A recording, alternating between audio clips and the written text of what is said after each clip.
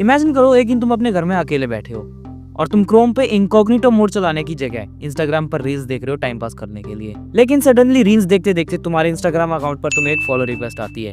तुम उस follow request को जाकर देखते हो और उसको एक्सेप्ट कर लेते हो और साथ ही साथ उसको फॉलो बैक भी दे देते हो। तुम्हारा उसे फॉलो बैक देते ही उस इंसान का सामने से मैसेज आ जाता है और जब तुम लोग वो मैसेज देखते हो तब तुम्हारी फट के फैंटास्टिक 4 हो जाती है, क्योंकि उस मैसेज में तुम्हारा नाम लिखा होता है और तुम्हारे नाम के साथ साथ उस मैसेज में ये भी लिखा होता है कि तुम आज मरने वाले हो। इमेजिन करो अगर ऐसी सिचुएशन तुम्हारे सामने कभी हुई तो तुम क्या रिएक्ट करोगे। इस वीडियो के अंदर हम जिस मांगा के बारे में बात करने वाले हैं उसके अंदर सेम यही स्टोरी है, लेकिन फर्क इतना है कि अगर तुम लड़के हो तो यहाँ पर वो लड़की है। और मैं तुम लोग को पहले ही वार्न कर रहा हूँ कि इस मांगा के अंदर जितने भी सीन्स है जो भी मैं इस वीडियो के अंदर कवर करने वाला हूँ उनमें से कई सारे काफी ज्यादा ब्रूटल्स हैं।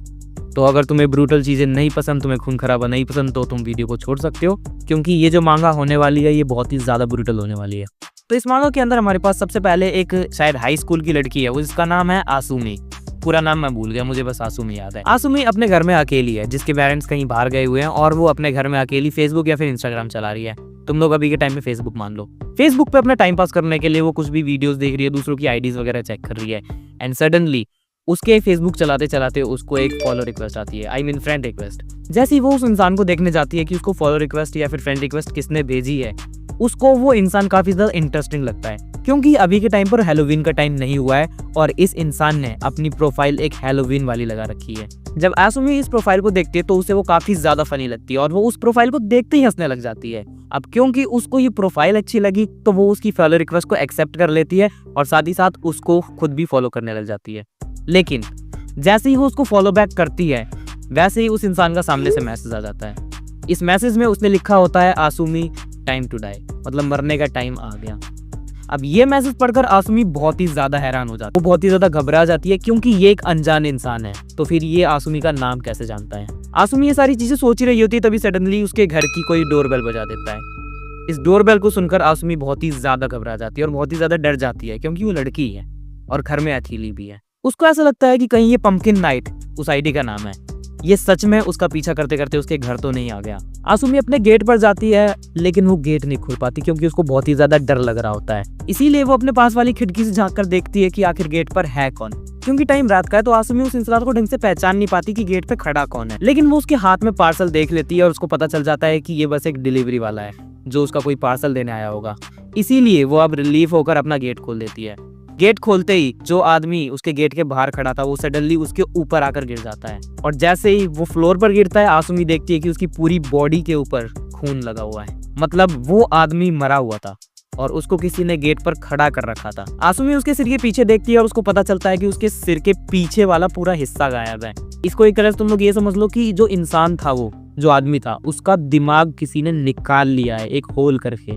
अब जैसे ही आसुमी सामने दिखती है तो उसको वही प्रोफाइल वाला इंसान दिखाई देता है जिसने अभी अभी उसको फॉलो रिक्वेस्ट भेजी थी और उसको देखकर आसुमी बहुत ही बुरी तरीके से डर जाती है। और ये पंपकिन वाला इंसान जिसने अपने सर पर पंपकिन पहन रखा है वो सडनली चाकू निकाल लेता है और आसुमी के ऊपर अटैक करने वाला होता है। आसुमी उस चाकू से बचकर गेट बंद कर लेती है और वो चाकू गेट पर जाकर लगता है। इस मोमेंट पर आसुमी बहुत ही ज्यादा घबराई हुई है और वो अब ये सोचती है कि उसको किसके पास कॉल करना चाहिए, क्योंकि सबसे पहली बात तो अपने मॉम डैड के पास कॉल नहीं कर सकती, क्योंकि अगर वो करेगी तो उसके मॉम डैड बहुत ही ज्यादा परेशान हो जाएंगे। तो अब उसके पास एक ही ऑप्शन बचा है, पुलिस का। वो किसी के पास कॉल करने ही वाली होती है तभी सडनली उसके पास ही किसी का कॉल आ जाता है। ये कॉल उसके दोस्त ने किया होता है जिसका नाम होता है काजुया। आसुमी उसका फोन उठाते ही काजुया से हेल्प मांगने लगती है और कहती है कि तुरंत मेरे घर आके मुझे बचा ले, कोई तो पागल इंसान मेरी जान के पीछे पड़ा है। लेकिन काजुया उसकी बात ही नहीं सुनता। आसुमी के फोन उठाते ही काजुया उसकी बात सुने बिना ही उससे कहता है कि नाव को भाग चुकी है। इसके बाद वो कहता है कि नाव को, जो कि एक पागल खाने में भर्ती थी, उसने आज सुबह ही उस पागल खाने की सारी नर्सेज और सारे पेशेंट्स को जान से मार दिया है और उन सबको मारने के बाद वो अब भाग चुकी है पागल खाने से। ये चीज सुनकर आसुमी बहुत ही ज्यादा घबरा जाती है और उसको अब पता चल जाता है कि जो इंसान उसके घर के बाहर खड़ा है वो पंपकिन वाला सर पहन के, वो एक्चुअली में नावको है। अब नावको कौन है वो तुम लोग को बाद में आगे पता चल जाएगा। जैसे ही आसुमी को ये चीज रियलाइज होती है कि उसके घर के बाहर खड़ा इंसान नावको है, सडनली नावको गेट को तोड़कर या फिर कहीं से भी उसके घर के अंदर आ जाती है और उसको पीछे से चाकू मार देती है। चाकू लगते ही आसुमी जमीन पर गिर जाती है और वो नावको को देखने लगती है और तभी नावको अपने चाकू को पलट लेती है। मतलब उसका चाकू एक ऐसा चाकू है जिसके पीछे की साइड तुम देखोगे तो एक नुकीली कटोरी टाइप की कोई चीज लगी हुई है, जिसकी हेल्प से उसने उस डिलीवरी वाले का दिमाग निकाला था होल करके, और अब उसी हिस्से से नाओको आसुमी के सिर पर मारती है, मतलब उसके चेहरे पर। और इस अटैक की वजह से आसुमी की दोनों आंखें बाहर आ जाती है। ये अटैक इतना ज्यादा ब्रूटल होता है कि इस अटैक की वजह से आसुमी की जो एक आंख है वो तो कम्प्लीटली चाकू के उस हिस्से पर आ जाती है जो कटोरी टाइप का हिस्सा है, और जो उसकी बची हुई एक आंख है वो उसके चेहरे से ऐसे लटक रही होती है, जो कि देखने में बहुत ही ज्यादा ब्रूटल है।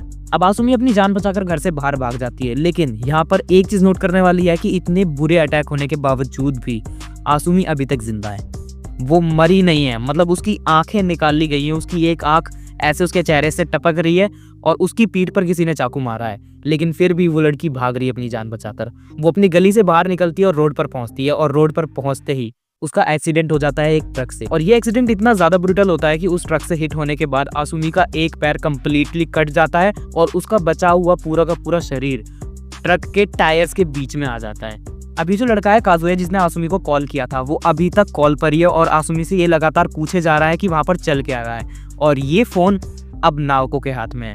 नाओको फोन को अपने कान पर लगाती है और काजुया से कहती है कि आसुमी मर चुकी है और अब अगली बारी उसी की है। अब इसके आगे हम लोग देखते हैं कि आसुमी का फ्यूनरल चल रहा है और उसके फ्यूनरल में 4 मेन लोग हैं जो तुम लोग को याद रखने होंगे। इन 4 मेन लोगों में है काजुया, साकी, आराता और नारुतो। ये 4 लोग वही लोग हैं जिन्होंने जूनियर हाई स्कूल में नाओको को बहुत ही ज्यादा बुली किया था। और ये चीज बताते ही ये चैप्टर यानी कि चैप्टर 1 यहाँ पर खत्म हो जाता है। अब तुम लोग सोच रहे होगे कि इस मांगा का नाम क्या है, तो अगर तुम लोग को ये मांगा पढ़नी है तो मैं मांगा का नाम ऑलरेडी वीडियो में बता चुका हूँ। जो उस कैरेक्टर का नाम था, मतलब उस आईडी का नाम पंपकिन नाइट, वही इस मांगा का नाम है। तुम लोग अगर चाहो तो मांगा जाकर पढ़ सकते हो, लेकिन अगर तुम लोग को मांगा नहीं पढ़नी और ऐसे ही वीडियो में एक्सप्लेन करते हुए देखना चाहते हो तो मुझे कमेंट करके बता देना, मैं बना दूंगा। नहीं तो मैं फिर अगली मांगा के ऊपर चलता हूँ। बाकी thank you so much for watching this video, और तुम लोग अपना ध्यान रखो। और हाँ, अकेले इंस्टाग्राम रील्स कम देखा करो प्लीज़।